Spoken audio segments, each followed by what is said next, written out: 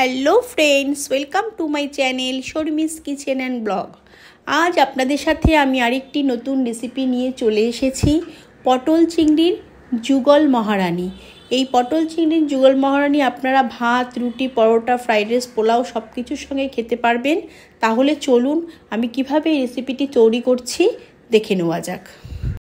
চিংড়ি পটলের মহারানি তৈরি করবার জন্য আমি এখানে পটলগুলোকে ভালো করে ছুলে একটু এই যে হালকা ফাঁক করে কেটে নিয়েছি, যাতে মশলাগুলো ঢোকে ভালো করে। আর চিংড়ি মাছ ছাড়িয়ে পরিষ্কার করে নিয়েছি। কড়াইতে সাদা তেল দিয়ে দিয়েছি, তেলটা গরম হয়ে গেছে। এবার আমি পটলগুলোকে ভেজে নেব।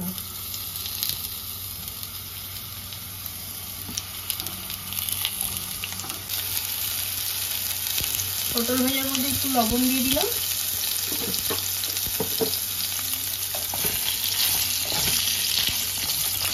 পটলগুলো হালকা করে ভেজে নেব।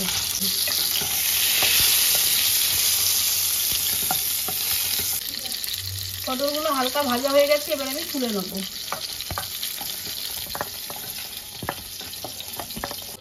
চিংড়ি মাছগুলো যাতে ভাজতে গিয়ে বেঁকে না যায়, তার জন্য আমি টুথপিকগুলো ভরে নিচ্ছি।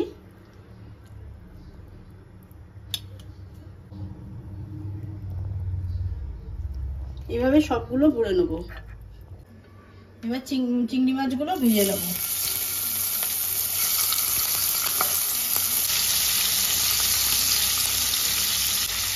চিংড়ি মাছগুলো এক পিঠ ভাজা হয়ে গেছে, এবার একটু উল্টে দেবো।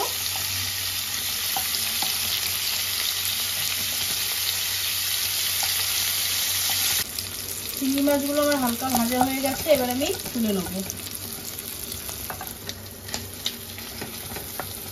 তেলের মধ্যে গোলমরিচ, দুটো এলাচ ফোড়ন দিয়ে দেবো, গোটা গরম মশলা। আমি একটা আদা, রসুন, পেঁয়াজ, কাঁচা লঙ্কা দিয়ে একটা পেস্ট তৈরি করে নিচ্ছি, ওটা দিয়ে দেবো। এবারে এটা একটু ভাজা ভাজা করে নেবো। পেঁয়াজ, রসুন, আদা, কাঁচা লঙ্কার এই পেস্টটা একটু ভাজা ভাজা হয়ে গেছে। এবার আমি এর মধ্যে একটু লাল লঙ্কার গুঁড়ো,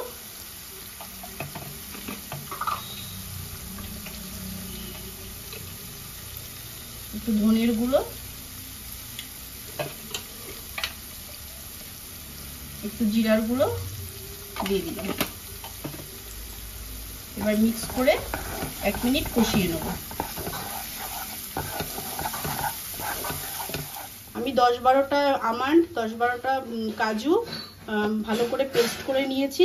এবার এই পেস্টটা দিয়ে দেব। এটা ধুয়ে একটু জল দিয়ে দিলাম। এবার ভালো করে মিক্স করে নেব।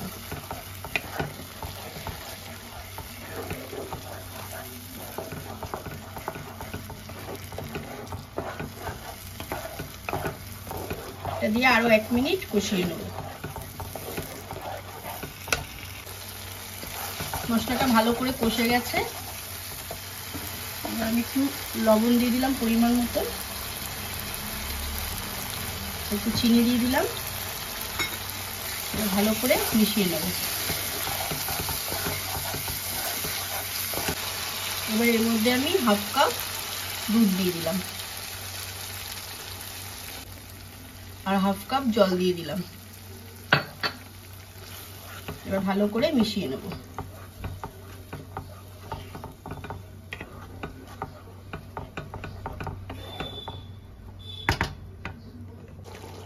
একটু গরম মশলার গুঁড়ো দিয়ে দিলাম। এবার ভালো করে মিশিয়ে নিলাম। এবার এর মধ্যে ভেজে রাখা পটলগুলো দিয়ে দেবো।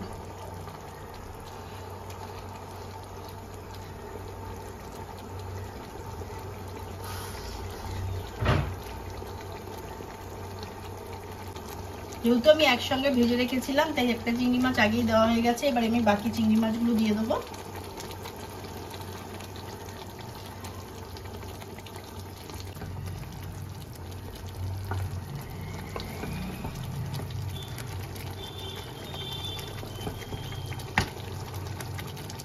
এবার ঢাকা দিয়ে 2-3 মিনিট ফুটিয়ে নেব। 2 মিনিট হয়ে গেছে। পটলটাও সেদ্ধ হয়ে গেছে। এবার এর মধ্যে আমি 2 চামচের মতন ফ্রেশ ক্রিম দিয়ে দেবো।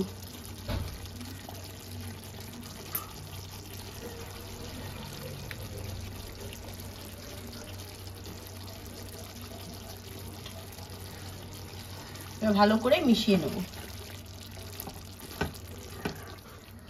তাহলে ফ্রেন্ডস, পটল চিংড়ির মহারানী আমার একদম রেডি হয়ে গেছে। এবার এটা আমি নামিয়ে নেব।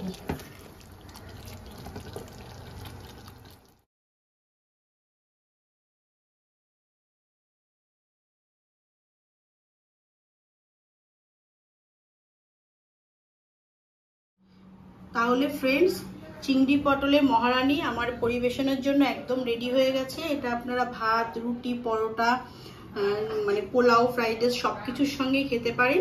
তাহলে আমরা চিকেন মহারানী আর অন্যান্য অনেক কিছুর মহারানী আমরা তৈরি করে খেয়েছি, আপনারাও নিশ্চয়ই খেয়েছেন। এইভাবে পটল চিংড়ির মহারানী একসাথে তৈরি করে খাবেন, দেখবেন খুবই ভালো লাগে খেতে। তাহলে আমার এই ভিডিওটি যদি আপনাদের ভালো লেগে থাকে তাহলে আপনারা লাইক, কমেন্ট, শেয়ার, সাবস্ক্রাইব করবেন আর পাশের বেল আইকনটিকে ক্লিক করে রাখবেন যাতে নেক্সট কোনো ভিডিও ছাড়ার সাথে সাথে আপনাদের কাছে নোটিফিকেশন পৌঁছে যায়। আপনারা ভালো থাকবেন, সুস্থ থাকবেন, আবার দেখা হচ্ছে নেক্সট ভিডিওতে। টাটা।